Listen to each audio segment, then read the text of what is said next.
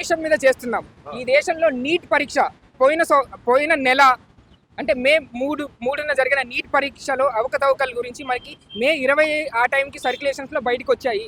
ఆ తర్వాత దేశవ్యాప్తంగా ఎంతో చర్చ జరిగింది, వార్తల్లో కథనాలు వచ్చాయి, బయటికి ఎన్నో పార్టీ వాళ్ళు వచ్చారు, ఎన్నో యాక్టివిస్టులు వచ్చి మాకు అన్యాయం జరుగుతుందనేసి వాళ్ళు ముందుకు ప్రశ్నించారు. అదే క్రమంగా సిజేపి ఎవరైతే మన అత్యున్నత వ్యవస్థలో అంటే సుప్రీంకోర్టు ఇండియాలో చీఫ్ జస్టిస్గా వ్యవహరిస్తున్న మన గొప్ప వ్యక్తి, వాళ్ళని మనం ప్రేమించాలి, వాళ్ళ ఏమి ఇచ్చినా కూడా మనం యాక్సెప్ట్ చేయాలి, ఎలాంటి జడ్జ్మెంట్ ఇచ్చినా కానీ ఎలాంటి స్టేట్మెంట్ ఇచ్చినా కూడా మనం ఫాలో అప్ అవ్వాలి, వాళ్ళని మనం వ్యతిరేకించట్లేదు. కాకపోతే హాస్యాస్పదంగా ఏమైందంటే, సర్కాస్టిక్గా ఏమైందంటే, వాళ్ళు మన గౌరవనీయులు ఏమన్నారంటే, సిజేఐ ఏమన్నారంటే, ఈ దేశంలో పని లేని వాళ్ళు, విద్య లేని వాళ్ళు, ఉద్యోగాలు లేని వాళ్ళందరూ ఒక చోటికి చేరుకొని వాళ్ళు ఆర్టీఐ యాక్టివిస్టులు అవుతున్నారు, మీడియా మిత్రులు అవుతున్నారు, ఏ పని లేకుండా ప్రతిసారి గవర్నమెంట్ ప్రశ్నిస్తూ ఉన్నారు అని ఒక స్టేట్మెంట్ విడుదల చేశారు, మాట్లాడారు.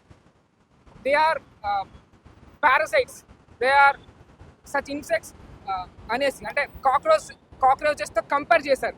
సో అదే క్రమంగా ఆ వారం రోజుల తర్వాత ఏదైతే అబ్జీత్ ఈప్కి అనేసి సోషల్ మీడియా హ్యాండిల్లో ఒక సర్కాస్టిక్ సెటైరిక్ ప్లాట్ఫామ్ రన్ చేస్తూ హ్యూజ్ ఫాలోవర్స్ని గ్యాదరింగ్ చేస్తున్న సమయంలో ఆయన కూడా కొంతమంది హెల్ప్ తీసుకొని ఒక లాంగ్ టర్మ్ మూమెంట్ లాగా చేయడానికి ప్రయత్నిస్తూ ఉండే.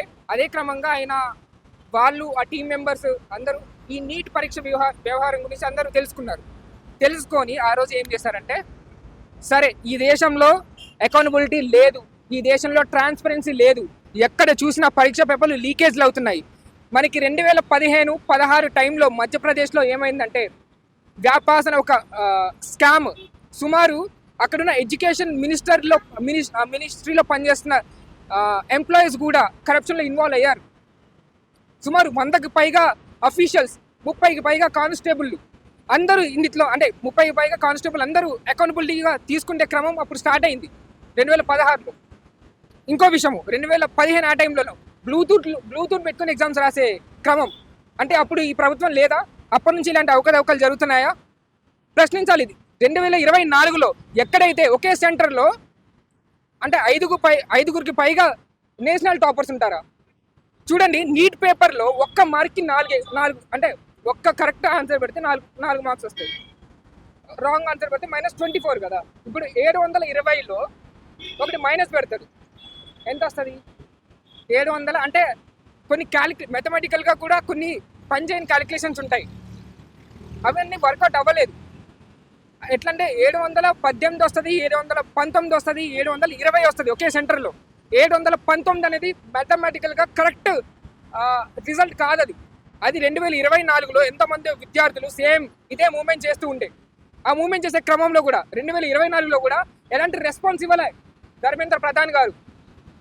సేమ్ ఇదే అవకతవకలు. అప్పుడు కూడా రీఎగ్జామినేషన్ గురించి చర్చలు జరిగాయి, ఒక ఇంప్లిమెంటేషన్ అయింది. కాకపోతే సేమ్ అదే, ఒక్కసారి తప్పు చేస్తే ఏమని అనుకోవచ్చు, పదే తప్పు చేస్తే మేము ఎవరి దగ్గరికి వెళ్ళాలి? మేము ఆబ్వియస్గా రోడ్ల దగ్గరికి వస్తాం, రోడ్ల మీదకే వస్తాము, వ్యవస్థని ప్రశ్నిస్తాము. మాకు న్యాయం జరిగే వరకు మా విద్యార్థులకి, మా చెల్లెలకి, మా అక్కలకి, మా తమ్ముళ్ళకి, ఎవరైతే ఎగ్జామ్స్ రాస్తున్నారో 3 ఏళ్ళు 4 ఏళ్ళు కూర్చొని 10th క్లాస్ అవ్వక ముందు నుంచి నీట్ ప్రిపరేషన్లో ఉండే నా విద్యార్థులు సోదరులు అందరూ, వాళ్ళందరూ ఒక ఫ్రస్ట్రేషన్ బిల్డప్ చేస్తా ఉంటే మనము ఖాళీగా కూర్చొని ఉంటాం కదా. ఎప్పుడు ఉండబోతుంది ప్రొటెస్ట్ తెలంగాణలో, హైదరాబాద్లో ఎప్పుడు ఉండబోతుంది? అదే అండి, ఈ 14 నుంచి మనకు ఉంటుంది. 14న మార్నింగ్ 9 నుంచి చెప్పా కదా, 9:30 నుంచి 12 వరకు ఉంటుంది ప్రొటెస్ట్. దీనికి ఒక ఫలానా దేశానికి ప్రైడ్ అయిన సోనం వాంగ్చు అనేసి లడాక్ ఆ ప్రాంతంని షిఫ్ట్ షెడ్యూల్లో కలపాలనేసి పోరాటం చేస్తున్నారు ఒకవైపు. మొన్న ప్రజల కోసం పోరాడుతూ ప్రజా ఉద్యమంలో ఉంటూ సుమారు చాలా రోజుల వరకు జైల్లో ఉన్నారు. అలాంటి వ్యక్తి కూడా వస్తే ఆయన కూడా ఇంటర్నేషనల్ అంటారా మీరు? ఆయన కూడా ప్రభుత్వాలకి, ఈ వ్యవస్థలకి, ఈ దేశానికి వ్యతిరేకంగా పనిచేసే ఒక శక్తి అంటారా మీరు? ఈ దేశానికి ఒక మంచి ఎడ్యుకేషనలిస్ట్, మంచి సైంటిస్ట్ ఆయన వస్తున్నారు, మన విద్యార్థులతో నిలబడుతున్నారు, నీట్ పేపర్ లీకేజ్ గురించి మాట్లాడతారు. ఈ దేశంలో అకౌంటబిలిటీ, ట్రాన్స్పరెన్సీని మెయింటైన్ చేయలేని ఎవడైనా, ధర్మేంద్ర ప్రధాన్ అయినా, మన ప్రియమైన ప్రధానమంత్రి నరేంద్ర మోడీ గారైనా కానీ రిజైన్ చేయాల్సిందే. కాంగ్రెస్ జనతా పార్టీ అనేది పిల్లపురుగు పార్టీ, సో దాన్ని చంపడానికి హిట్లర్ రెడీ ఉన్నాయి. మా దగ్గర హిట్లర్తో చంపేస్తామని చెప్తాం బీజేపీ పార్టీ. అరే మీకు ఒక విషయం చెప్తానురా, డైనోసార్స్ ఉన్నాయి ఈ దేశంలో. మెటియోర్ స్టార్స్ అంటే మెటియోర్ షవర్ అని ఉంటుంది. అంటే ఈ దేశంలో అంటే మనం ఎట్లా ఈ దేశం అని కాదు, ప్రతి చోట కొండలు, ప్రతి చోట నీరు, ప్రతి చోట ఈ ఎన్వైరన్మెంట్ ఎగ్జిస్టెన్స్ ఎప్పటి నుంచో ఉన్నాయో, ఈ కొన్ని వేల సంవత్సరాల నుంచి డైనోసార్స్ ఉన్నాయి, కొన్ని వేల సంవత్సరాల నుంచి ఆంఫిబియన్స్ ఉన్నాయి. కానీ ఎప్పుడైతే ఒక శిఖరము అంటే అంతరిక్షం నుంచి ఒక శిఖరం పడి ఈ విశ్వమండలం అంతా నాశనం అయిందో, డైనోసార్స్ అన్ని చచ్చిపోయాయి, కానీ కాక్రోచెస్ బతుకున్నాయి. అంటే they are never ending, they don't have some sort of death. వాళ్ళు ఎప్పుడైనా బతకగలరు, వాళ్ళు నీళ్ళల్లో అయినా బతకగలవు, అవి భూమి కిందైనా బతకగలవు, వాళ్ళ మీద న్యూక్లియర్ బాంబ్ వేసినా కింద దాక్కోనైనా వేల వేల సంవత్సరాలుగా బతకగలవు. ఎప్పుడైతే అన్యాయం జరుగుతుందో మాలాగా వాటిలాగా బయటకు వచ్చి బ్రతుకు తీరు కోసం పోరాడతాయి, వ్యవస్థల్ని మార్చడం కోసం పోరాడతాయి, ప్రజల్లో మార్పు తీసుకొచ్చి చైతన్యం తీసుకొచ్చి ప్రభుత్వాన్ని ప్రశ్నించే వరకు, నిలదీసే వరకు, వాళ్ళు రిజైన్ చేసే వరకు ఖచ్చితంగా పోరాడతాయి. Cockroaches are not normal insects, they are legends. They are living since many ages. Brown age దాటిన, Paleolithic, Neolithic, ఎన్ని ఏజెస్ దాటిన, స్టోన్ ఏజ్ దాటిన, ఇప్పుడు మోడర్న్ ఏజ్లో ఉన్నా కూడా they still continue their lives. అదే చెప్తాము, మీరు హిట్లు తెచ్చినా, పెద్ద పెద్ద హిట్లర్లు వేసిన బాంబులు తెచ్చినా కాక్రోచెస్ అనేవి సావు.